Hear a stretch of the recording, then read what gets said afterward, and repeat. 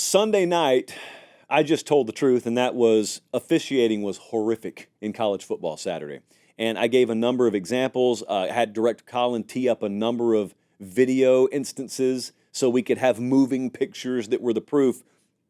And I'm going to take you back, because if you missed the Sunday show, you kind of missed the context here. I'm going to play you a clip of what I said, and oh my goodness, the flood of reaction that has come confidentially from officials after this is amazing. Let's roll it, Colin. College football is the greatest sport on the face of the earth. I love it. I will fight for it. It is a multi-billion-dollar sport with the most nickel and dime officiating arm that you could ever imagine. We are so far behind on accountability and standard of officiating. I'm not saying these are bad people.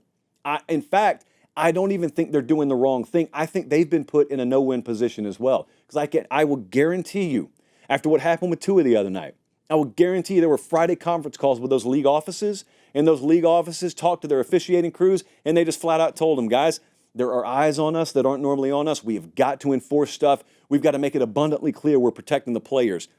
Well, you're not. You're just screwing the players, because there were games decided. There were outcomes decided on some of these calls yesterday.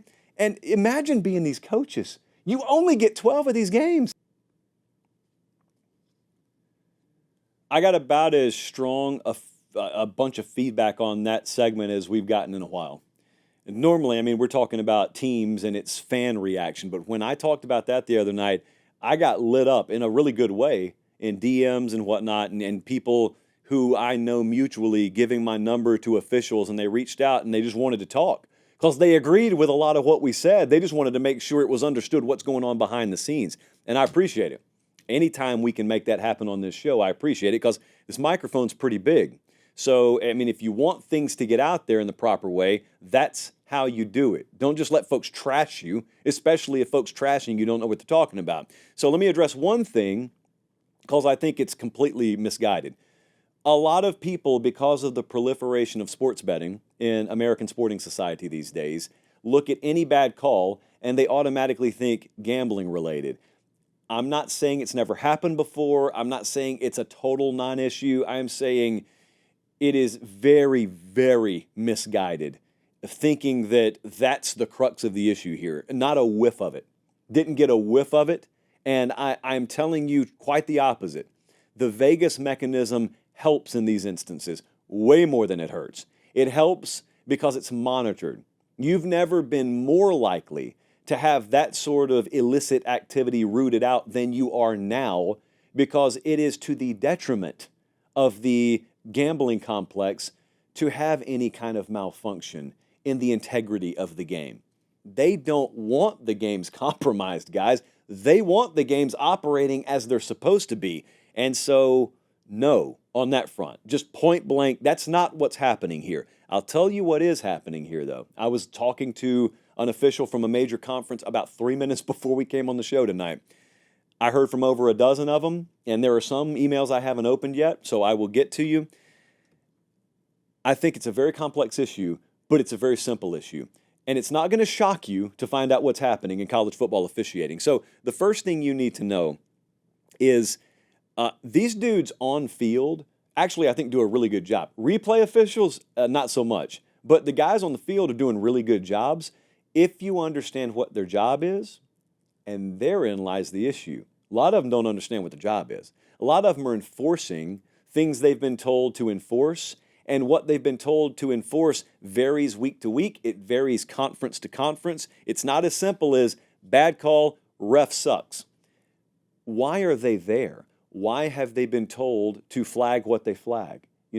First thing out of two issues that I had laid out to me was, and this will not shock you, there's no consistency in how officiating happens in college football. You've got something called the Collegiate Commissioner Association Mechanics Manual.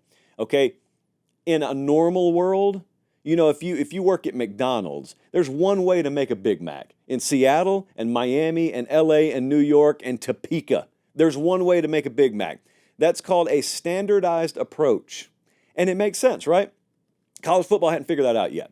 And so there's a way to do things in the Big 12, and there's a way to do things in the SEC. And you got folks who are the head of officiating in one place that think this should be emphasized and that should be emphasized. And you got your CCA manual there of mechanics, which officials look at and say, why isn't this the universal standard? It can't be that simple.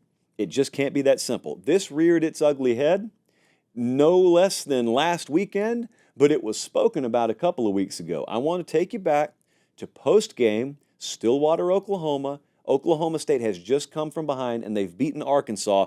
And Mike Gundy rang the bell on this. Roll it, Colin. When we go on two and we clap and then clap again, well, we motioned a tight end to run the ball over here. They jumped, and the explanation to me is you can't do that.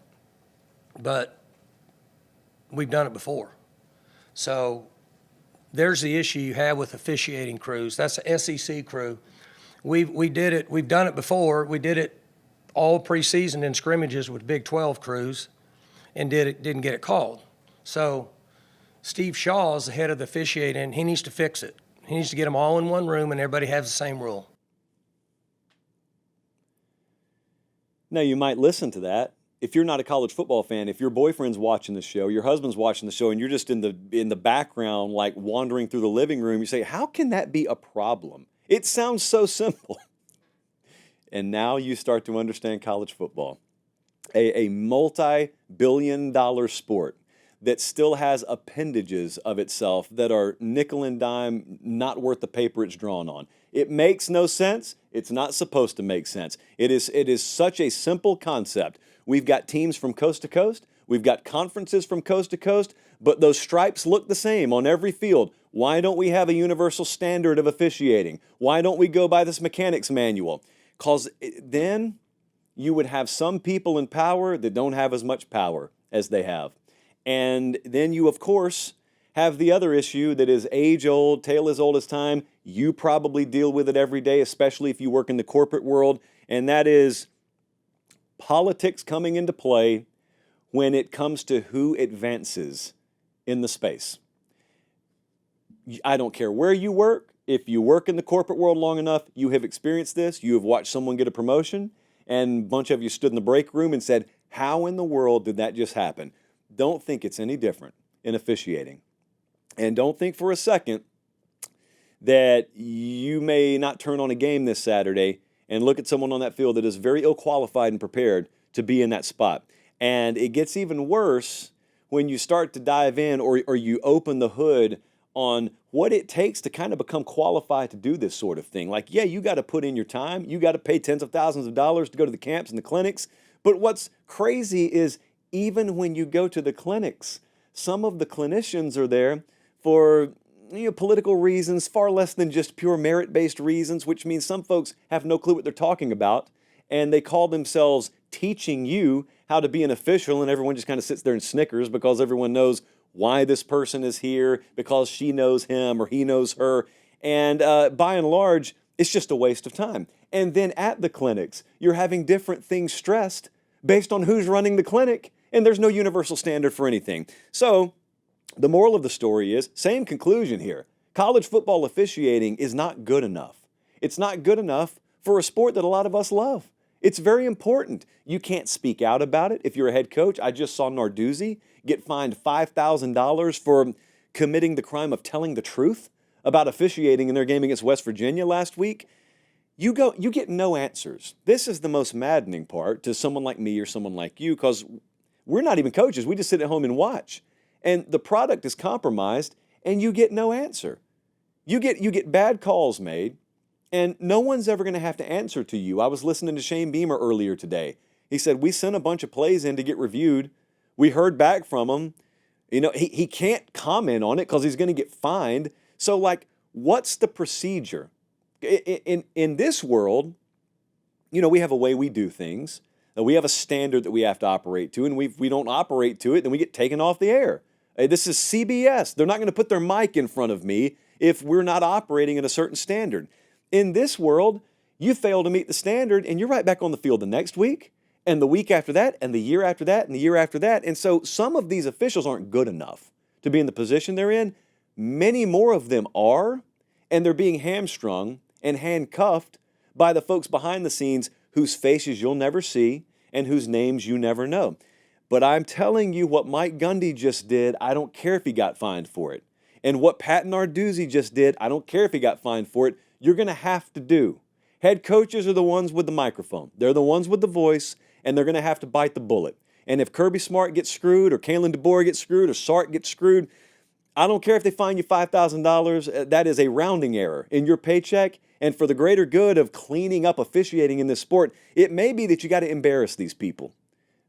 Most everyone responds to that. And if people don't know who the head of officiating is in the ACC or the SEC or the Big 12, maybe it's time for them to know. Maybe it's time for the curtain to be peeled back on what should be publicly available information, and that is how you decide who officiates college football games that tens of millions of dollars are being bet on and a lot of emotion is being poured into from a fan base's perspective. Maybe it's time for a little more light to be shed on that process. This is our effort to do it.